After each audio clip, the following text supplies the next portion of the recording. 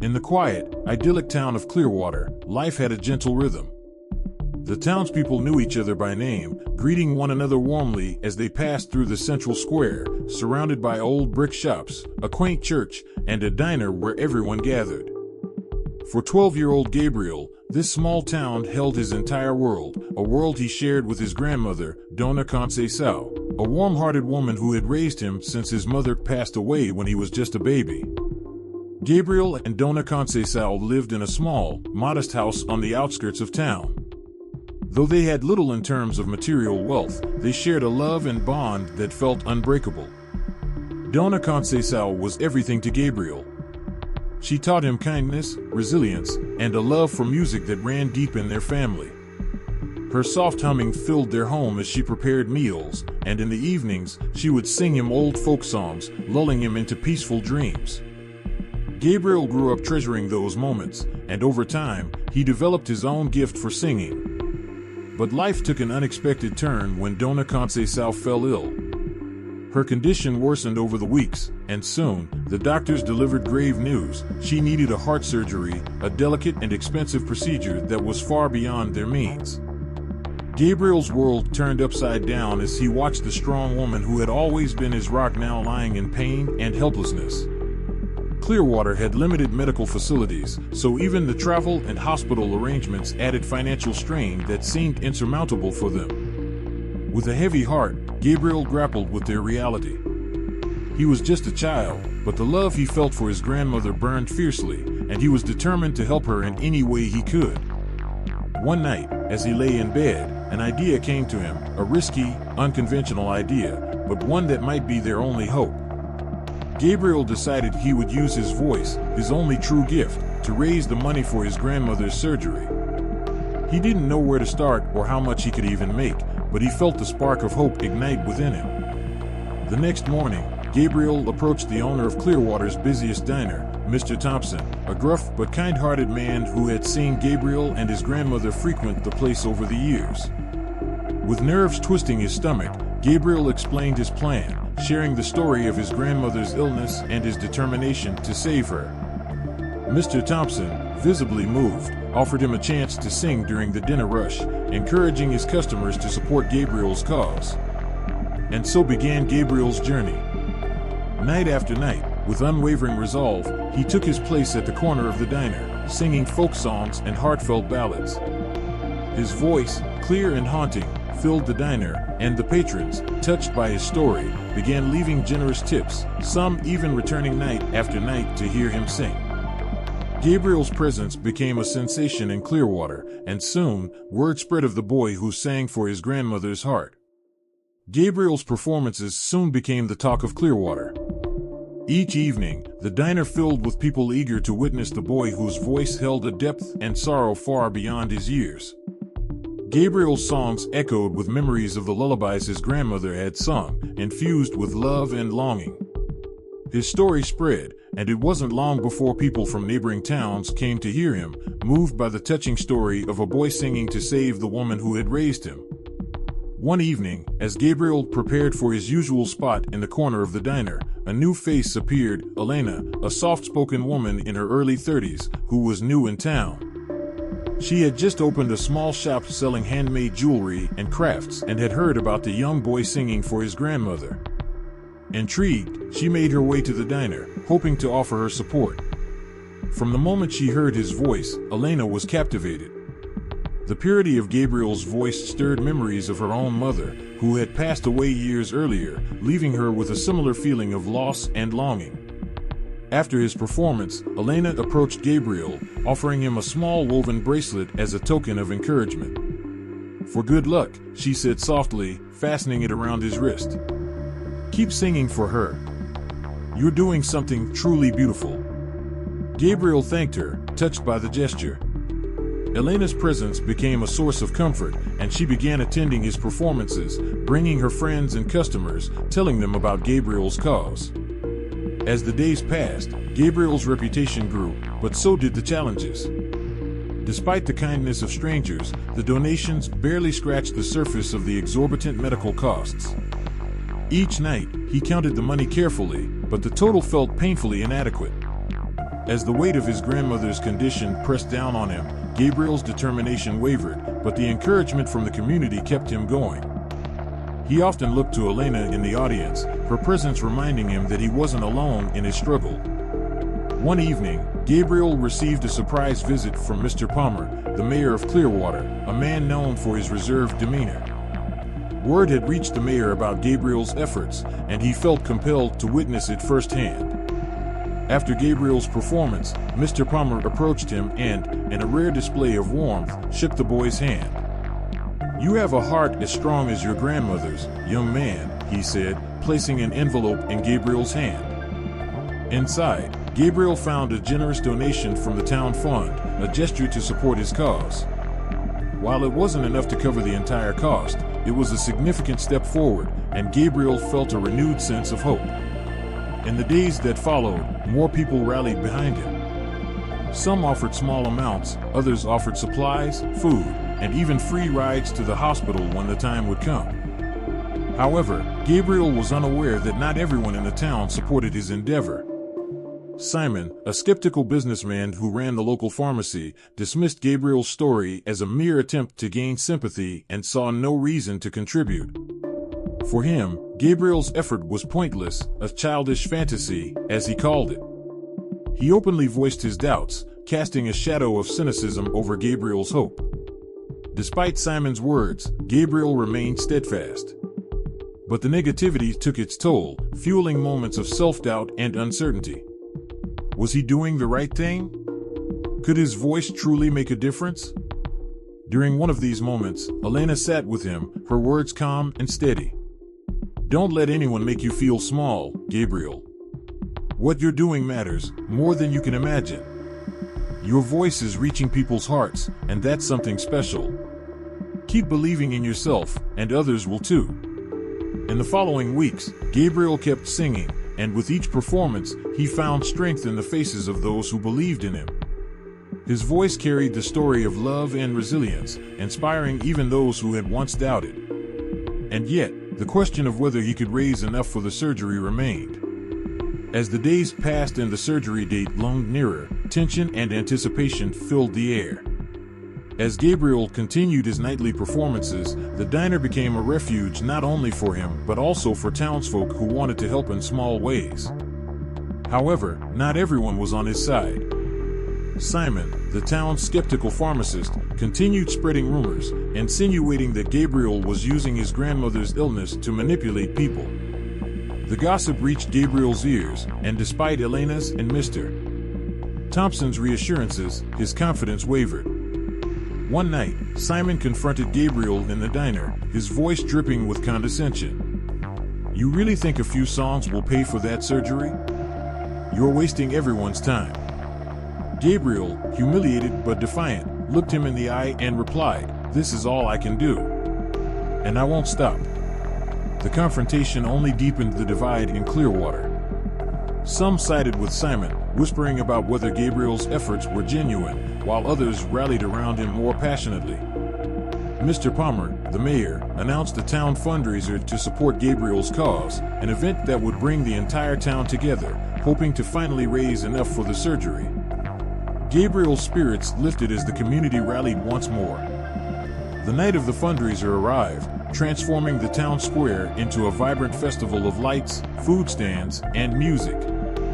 Families gathered, laughter filled the air, and the townspeople showed up in droves to support Gabriel's cause. Gabriel took the stage, his voice carrying through the night, every note a plea from his heart for his grandmother's life. Elena, Mr. Thompson, and even Mr. Palmer were there, encouraging the crowd to contribute. As the night drew to a close, Gabriel felt a surge of gratitude and pride. However, as he counted the donations, his heart sank. They were still short by thousands of dollars. Defeated but determined, Gabriel vowed to keep singing, even if it took every night until the surgery. In the crowd, however, an unexpected figure watched silently, Mrs. Avery, a wealthy widow who rarely showed interest in community events. Seeing the boy's unwavering resolve, she left without a word, but with a thoughtful look. Days later, Gabriel received a surprising invitation from Mrs. Avery. She offered to cover the remaining amount, but with a condition: Gabriel would have to work for her for a full year after the surgery, helping with chores and errands.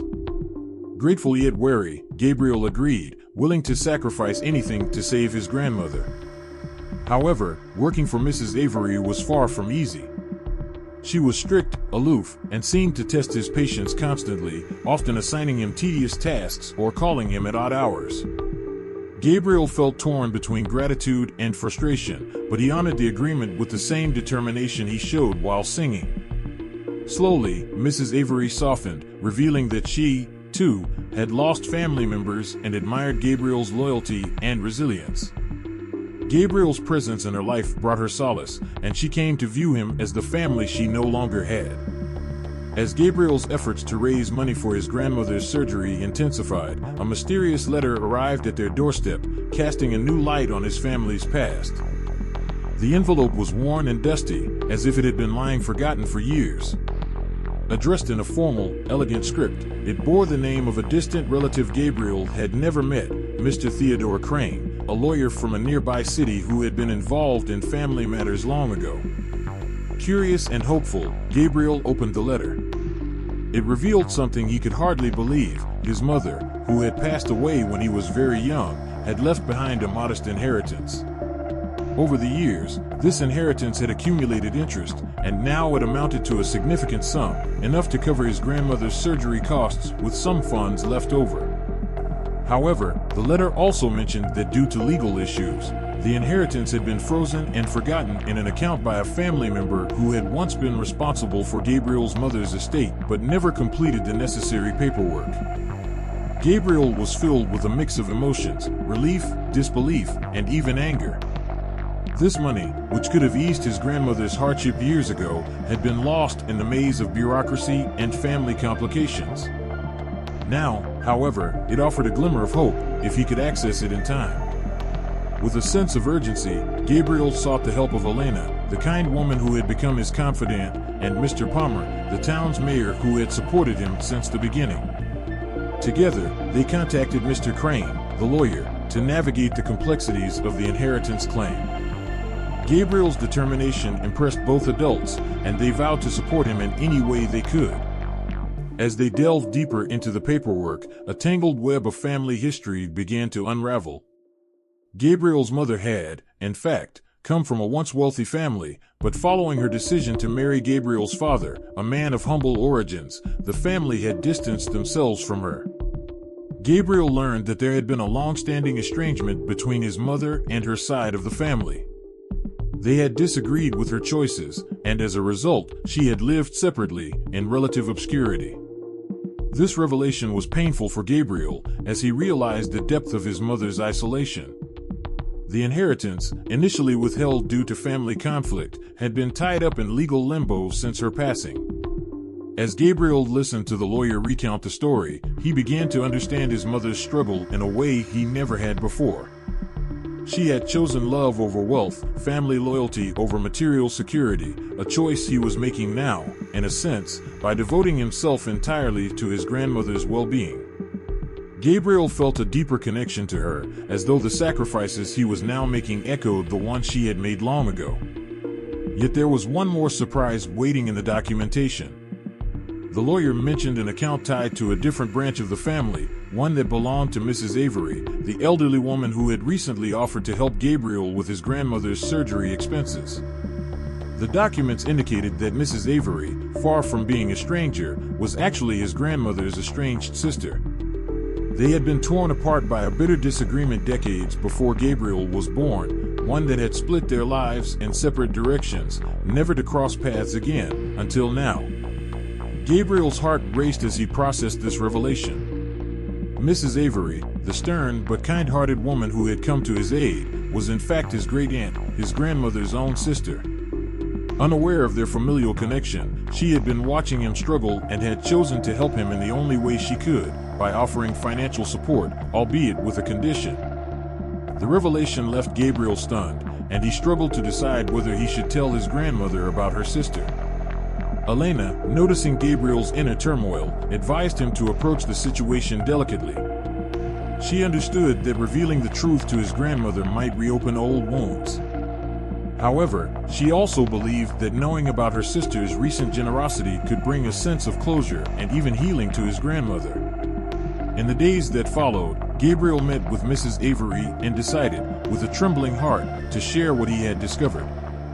When he showed her the documents, her eyes widened, and for a moment, she looked as though she might break down. Instead, she sat quietly, absorbing the weight of the truth she had perhaps suspected but never confirmed. Mrs. Avery shared her own memories with Gabriel, her voice thick with sorrow and regret. She confessed that she had loved his grandmother deeply, but their differences had driven them apart, creating a rift that grew insurmountable with time. In Gabriel, she had seen a part of her lost family, a part she had longed to reconnect with but had been too proud to approach directly. Her aid, she admitted, had been her way of giving back, a small act of atonement for the years lost to bitterness. For Gabriel, this revelation brought a mixture of relief and sadness. Mrs. Avery's assistance now held a deeper meaning. She was not merely a benefactor, but a relative seeking reconciliation, even if she had not known it at first. Gabriel sensed that her support went beyond financial aid. It was an attempt to bridge a gap left by years of resentment and isolation. After their talk, Mrs. Avery expressed a desire to see his grandmother, to apologize and to attempt a reunion, if his grandmother was willing. Gabriel, his heart brimming with empathy, agreed to arrange a meeting. He hoped that, despite the pain of the past, his grandmother might find it in her heart to forgive her sister, to allow healing to take the place of old wounds. As Gabriel left Mrs. Avery's home that evening, he felt an overwhelming sense of purpose. The money, the inheritance, and the family connections he had uncovered were no longer just a means to an end. They were part of a greater journey, one that connected generations of love, loss, and resilience. This revelation reshaped Gabriel's mission, giving him a new reason to sing, not only for his grandmother's life, but for the unity and forgiveness of his family. With his grandmother's surgery date quickly approaching, Gabriel's desperation grew. While he had some funds from Mrs. Avery's contribution and the town's fundraiser, it still wasn't enough to cover the full cost of the operation and associated medical expenses. The news of a possible inheritance gave him hope, but the process of claiming it was fraught with delays and obstacles. The attorney helping with the case informed Gabriel that they would need to provide proof of identity, locate the account, and verify that he was the rightful heir to the inheritance. The process was complex and lengthy, a reality that weighed heavily on Gabriel's young shoulders.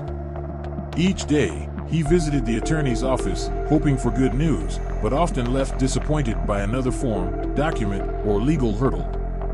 Meanwhile, Simon, aware of Gabriel's claim to a fortune, took the opportunity to meddle. He spread rumors that Gabriel and his grandmother were deceiving the town, manipulating people's goodwill for personal gain. His words planted seeds of doubt among some townsfolk who began questioning Gabriel's intentions.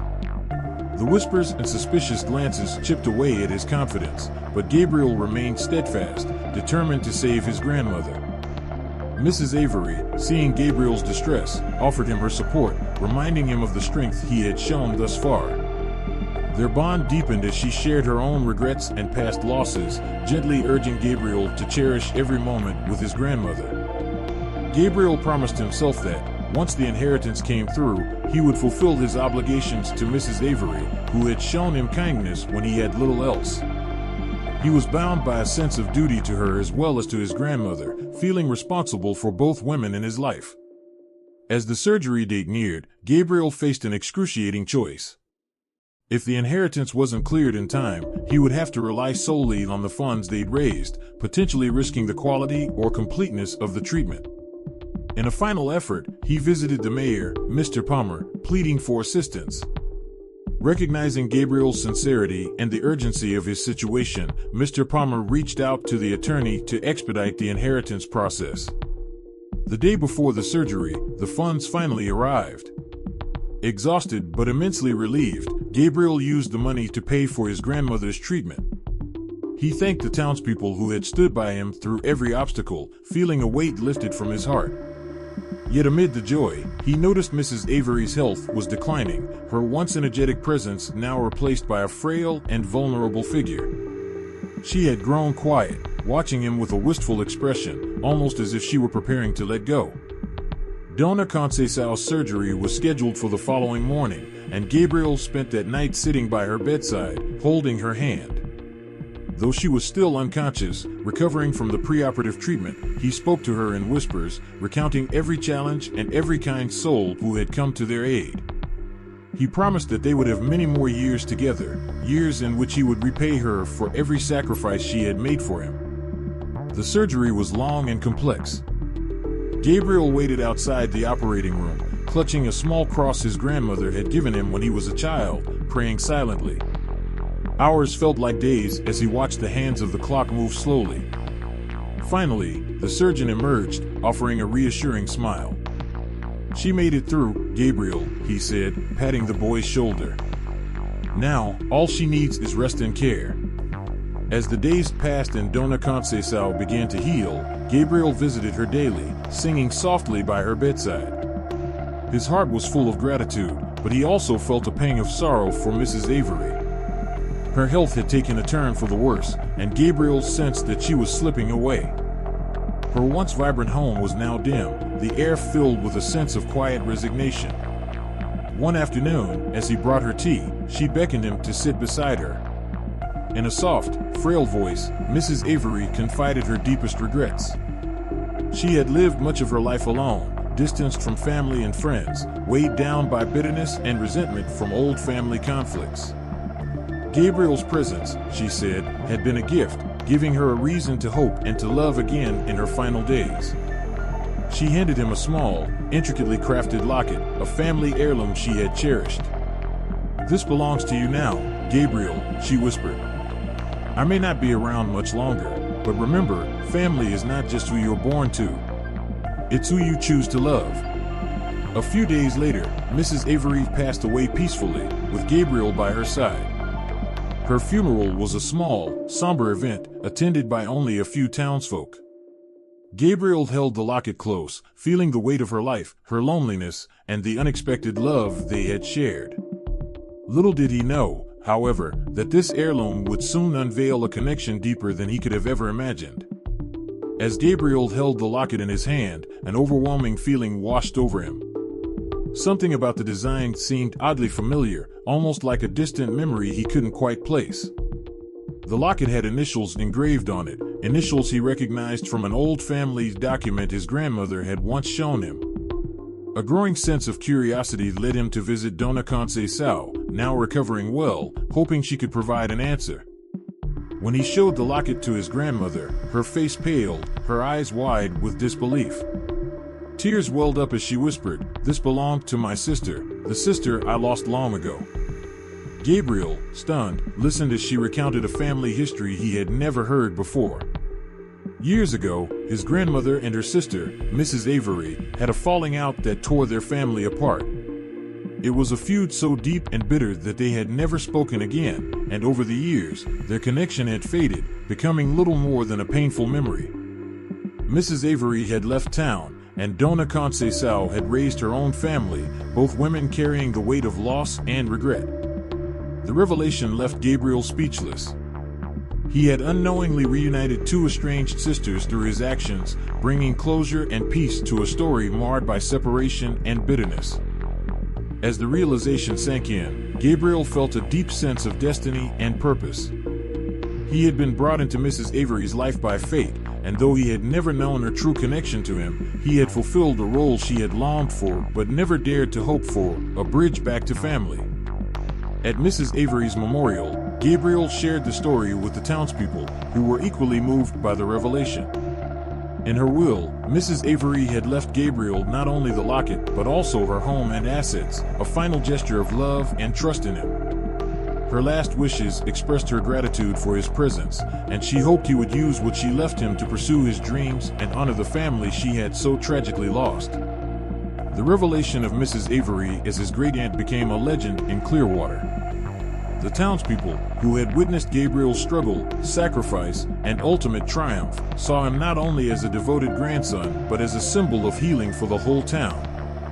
His journey had mended not just his own family's wounds, but had inspired others in Clearwater to reach out, reconcile, and forgive. In the months that followed, Gabriel continued to sing in Clearwater, not to raise money, but as a tribute to both his grandmother and Mrs. Avery.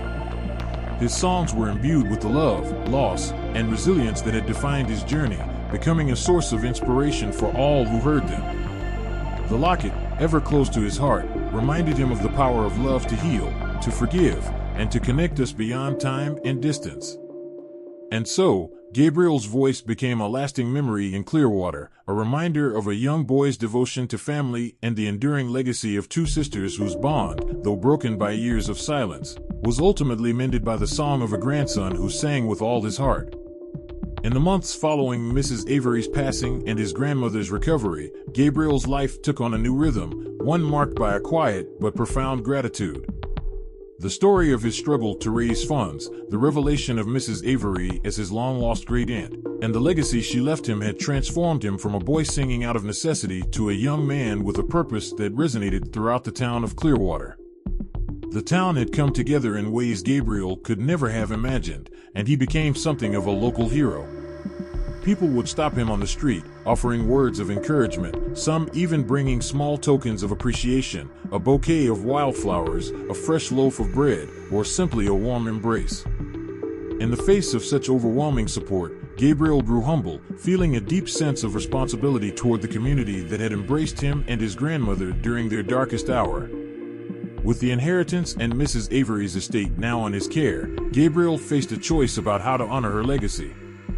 After many sleepless nights, he decided to use her home, a grand, historic property on the edge of Clearwater, as a music and art center for the town's children. He saw it as a place where young people, regardless of their background, could find support, encouragement, and a creative outlet just as he had found through his singing. The music center became a dream he poured his heart into, working tirelessly to renovate the house, with help from townspeople who volunteered their time, supplies, and skills.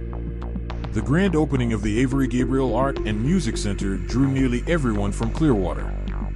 The house, once a symbol of Mrs. Avery's reclusiveness, now stood open and vibrant, its windows lit up, filled with laughter, song, and the sounds of instruments. Children ran freely through the rooms, exploring pianos, guitars, and art supplies, while parents looked on with a mixture of pride and gratitude. Gabriel stood at the entrance, welcoming people with a warmth that radiated from him, reflecting the kindness he had received from the town. To mark the occasion, he took to the small stage they had set up in one of the rooms, his voice as clear and heartfelt as ever. As he sang, his voice wove a tapestry of memories, hope, and connection, stirring the hearts of those who listened. He chose a song that his grandmother had sung to him as a child, a gentle lullaby about family, love, and resilience. It was a song that encapsulated everything he had experienced, a song that had bridged generations, from his grandmother to Mrs. Avery, and now to the town of Clearwater. After the performance, Gabriel addressed the crowd, his voice steady but filled with emotion. "This place," he began, "is not just a building or a project. It's a testament to everyone who believed in me, who helped me, and who taught me that family is not just about blood, but about love and community. Mrs. Avery left me more than just a home. She gave me a purpose, and I hope that this center can become a place where others find their own voice, just as I found mine here in Clearwater." In the crowd, his grandmother beamed with pride, her face softened by tears of joy. The years of struggle, hardship, and uncertainty had led to this moment, a moment she had once only dreamed of. Gabriel's love for her, his tireless dedication, and his willingness to open his heart to others had created something far greater than either of them had imagined. As the evening wore on, townsfolk shared their memories of Mrs. Avery, many expressing regrets for not reaching out to her sooner, realizing only now the depth of her loneliness. In remembering her, the community grew closer, and Gabriel's journey became a catalyst for healing old wounds. Families reunited, friendships were rekindled, and those who had once harbored bitterness began to find peace. Simon, the skeptical pharmacist, approached Gabriel privately, extending an apology for his harsh words in the past. Humbled, he admitted, "You showed me what it means to care, Gabriel. I misjudged you, and I see now that what you did was nothing short of remarkable." Gabriel accepted his apology with grace, understanding that forgiveness was the only way to truly honor Mrs. Avery's memory. In the days that followed, the center flourished. Gabriel dedicated himself to teaching music, sharing stories, and mentoring the children who came through its doors. His voice became a fixture in Clearwater, his songs echoing through the town square, now no longer out of need but as a gift. And though he had initially sung to save his grandmother, his songs now held a deeper meaning. They were melodies that spoke of hope, resilience, and the unbreakable bonds of love. Dona Conceição, fully recovered and filled with newfound energy, often volunteered at the center, sitting with the children and teaching them old folk songs from her youth. Her laughter and gentle nature became a beloved presence, reminding everyone of the reason Gabriel had begun singing in the first place. Together, Gabriel and his grandmother were a living testament to the strength of family, drawing the entire town into their extended circle of love and belonging. As years passed, the story of Gabriel's journey spread far beyond Clearwater. People from neighboring towns, and even from distant places, came to hear the story of the boy who sang to save his grandmother, and who ended up healing an entire community. His story became a legend, passed down in the town as a tale of sacrifice, forgiveness, and the power of love to bridge even the deepest divides. And so, the Avery Gabriel Art and Music Center stood as a legacy, not just to Mrs. Avery or even to Gabriel himself, but to a town that had shown the world what true community could look like. It was a legacy of love, one that would continue to inspire generations to come, reminding everyone who passed through its doors that no matter how small one might feel, love and resilience can create ripples that reach far beyond what anyone could ever imagine.